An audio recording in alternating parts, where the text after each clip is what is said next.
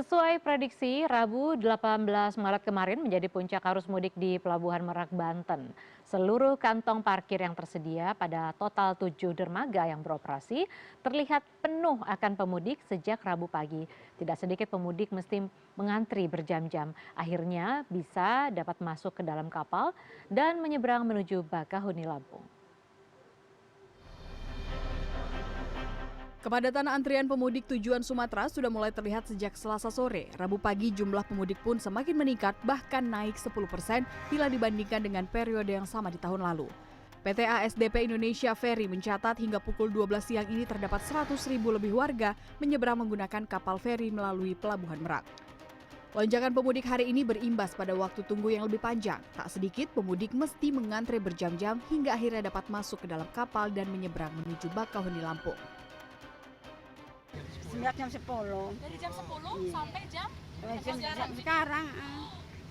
Panasnya mantep ya Allah. Iya, mantep banget Ibu ini mah. Sama siapa aja Bu ini mau pulang kampung Iya, atau semuanya saudaranya, sekeluarga. keluarga? Bawa ini enggak Bu, bawa bekal perjalanan enggak Bu? Enggak, ada bawa enggak puasa sama Puasa, insya Allah kuat-kuat ya Bu ya. Iya, amin. Lagi panas nggak apa-apa nih Bu? Enggak apa-apa lah, insya Allah naik. Insya Allah. Menunggu berapa lama Pak buat masuk ke kapal Pak ngantrinya? 3 kapal 2,5 jam kali ya.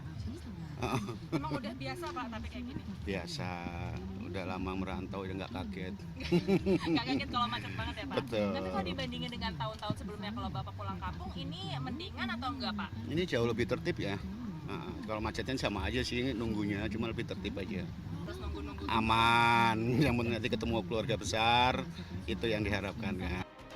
Sejumlah langkah dilakukan mengantisipasi tingginya jumlah pemudik pada 18 dan 19 Maret 2026. Tak hanya menyiapkan kantong parkir berkapasitas 2.000 lebih kendaraan, namun juga sejumlah buffer zone atau area penyangga parkir seperti di rest area kilometer 48 dan kilometer 62 guna mengurai kepadatan pada puncak arus mudik. Di sisi lain, pengelola pelabuhan juga menerapkan sistem tarif tunggal sejak 12 hingga 20 Maret 2026. Seluruh penumpang kapal di Pelabuhan Merak tidak fokus pada 1 atau 2 dermaga saja, melainkan disebar ke 7 dermaga yang dioperasikan bersama-sama. Karena bagi saya, juga teman-teman pemerintah juga kemarin mengapresiasi bahwa single tarif ini ternyata menjadi salah satu solusi untuk memecah bottleneck yang sebetulnya selama ini terus berulang. Semua orang pengen berebut naik eksekutif.